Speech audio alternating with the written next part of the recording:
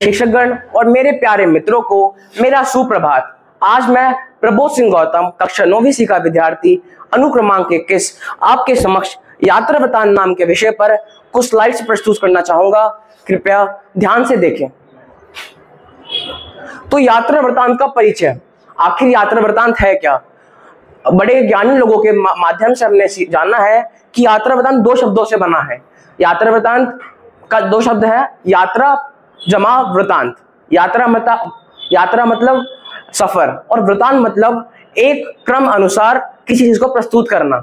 तो यात्रा वृतांत एक बुनियादी रूप से हमें बताता है कि एक व्यक्ति विशेष कहीं भी घूमने गया तो उसका क्या वहां का एक्सपीरियंस रहा, क्या क्या उसने वहां पर देखा, वहां की चीजें को वो अपने रिटन फॉर्म में और आदि फॉर्म में जो है प्रस्तुत करता है।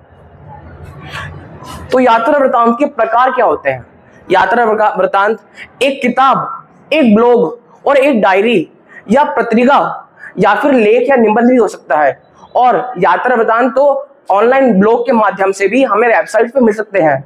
यात्रा वृतांत कोई एक फिक्स या फिर कोई फिक्स फॉर्मेट में नहीं है, वो बहुत सारे फॉर्मेट में हो सकता है, क्योंकि वो एक विशेष व्यक्ति का एक्सपीरियंस है।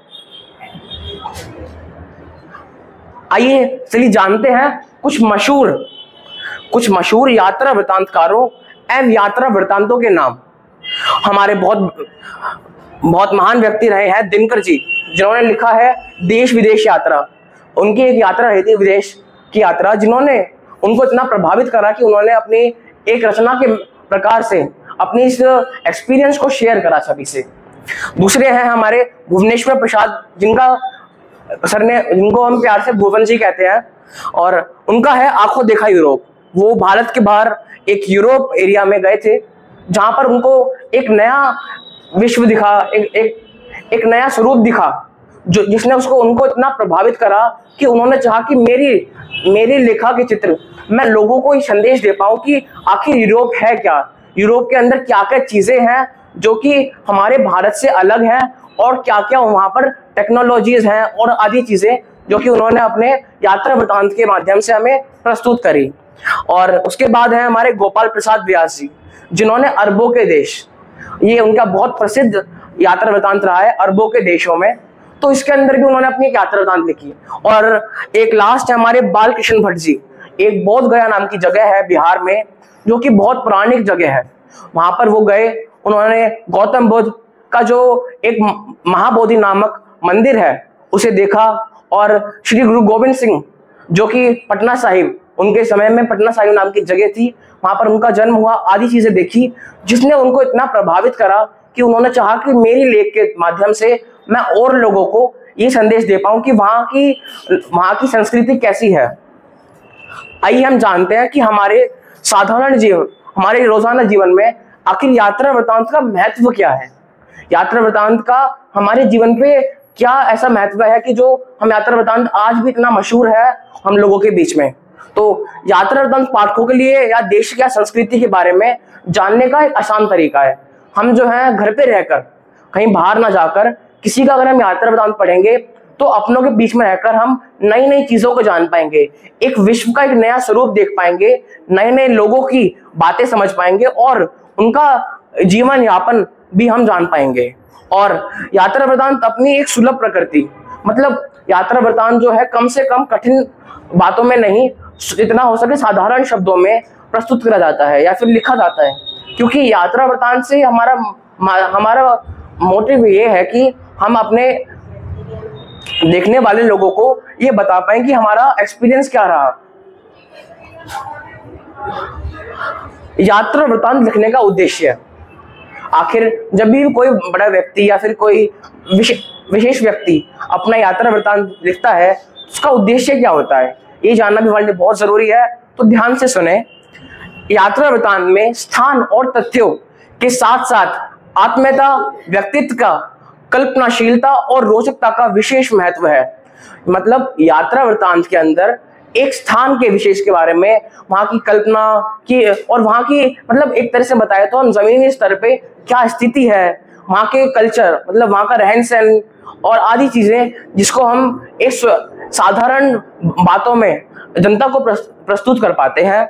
और यात्रा वृतांत में लेखक का उद्देश्य स्थान विशेष के संपूर्ण वैभव, मैं फिर से बोलना चाहूंगा, यात्रा वृतांत में लेखक का उद्देश्य स्थान विशेष के संपूर्ण वैभव, प्रकृति, रस्मों रिवाज, रहन सहन, आचार, मनोरंजन के तरीके तथा जीवन के प्रति दृष्टिकोण का चित्रण है।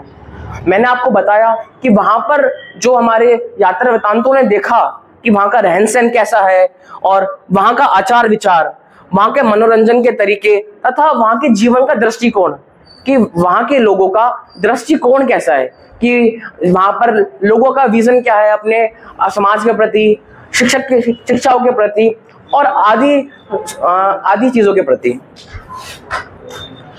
भारत यात्रा वृतांतों का इतिहास है।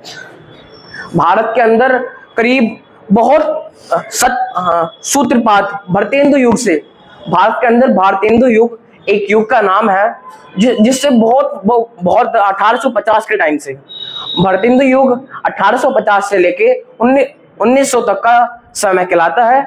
उसके दौरान हमारे भारत में एक नया प्रचलन शुरू हुआ कि जब भी कोई व्यक्ति जाता कहीं भी और वो देखता कि वहां पर क्या रहन सहन है, वहां पर चीजें क्या क्या है, तो वो उनको अपने लेख के माध्यम से लोगों को जानकारी और देता। तो इसकी शुरुआत कैसे हुई, आइए कुछ जानते हैं। हिंदी में यात्रा वृतांत लेखन का परंपरा सूत्रपात भारतेंदु युग से माना जाता है। इनके यात्रा वृतांत एक भारतेंदु युग है और एक सूत्रपात नाम के बहुत मशहूर यात्रा वृतांतकार रहे हैं, जिन्होंने बहुत से यात्रा वृतांत के बारे में लिखा है। वो बहुत प्राचीन चीजों में बताते थे कि कैसे एक जगह की विशेषता, उसकी संस्कृति, उसकी प्राचीन संस्कृति,